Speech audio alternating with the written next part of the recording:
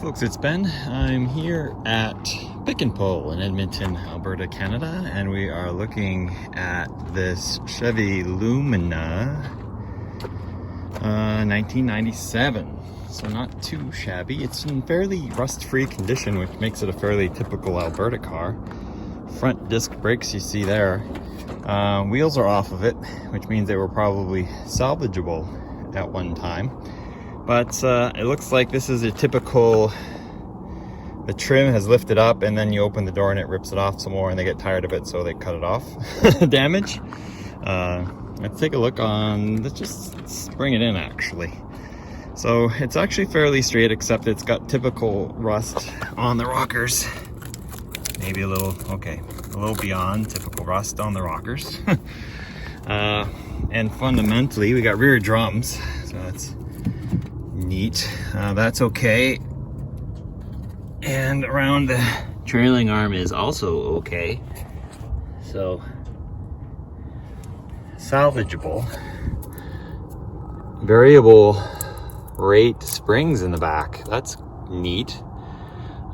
It's the 3-link design that GM went with the second generation. Was it? Yeah, it's not a transverse leaf. So I don't think the Grand Prix got it till 98. So that's neat. Fuel cap is gone. I needed one for my car. Nice tail lamps are on it right now. And it's got the baby spare. And the lug nut covers are not nice for leaving those. With the RPO codes right here. Let's just linger on that for a second. Breathe that in. It is a Canadian car. 2G1, you know. And 225/60/16s, which might be the ones that are on my cart right now for my Grand Prix. Carpeted trunk. It's got the hooks for the net, but it may or may not have had them. And it's rusty or tape. That is tape, factory tape though. Right around that corner there. That tail lamp is not as pretty. Fixed radio antenna. Rear window defroster. Little dent right here on the side. That may have been her insurance kill right there. Hit those doors like that and you're toast. And I'm sure at this point I'll flash the kind of suspension that it is. More McPherson strut action. Oh, that's really wet up here.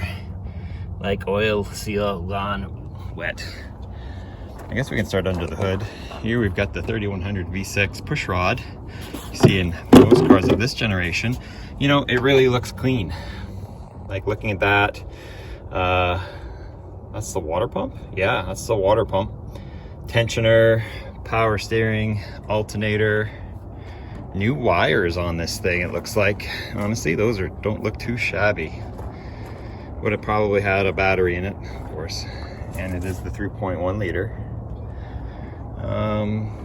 Mass airflow sensor. It's nice. Airbox is out of the way. No K&N in there.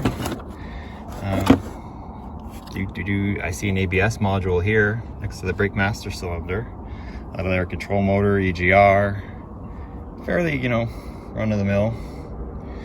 Not quite sure the horsepower numbers on it yet, but I got the VIN on the RPO codes. Let's take a look on the inside. This is like rental quality. We got power locks, power windows. That's power remote mirrors, so that's ooh la la.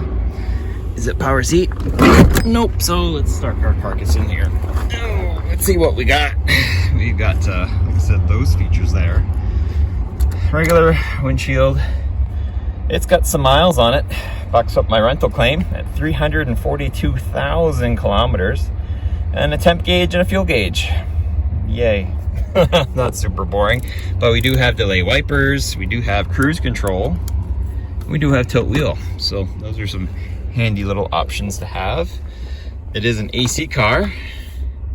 It's really underwhelming console center there, and then a fairly generic radio system. So cup holder, one with the handle for your cup, and then the ashtray. Okay, owner's manual, yes or no? Yes. 97 Chevy's owner's manual, if you ever needed one. That opens weird. It's right, but it just opens weird. Front airbags, driver's side, cloth interiors. It looks like we've also got carpeted mats and airbags. Oof. Oh my. This little guy. Like door sill, see you later alligator type of gone. And it might not be an accident. It might just be rust and dirt.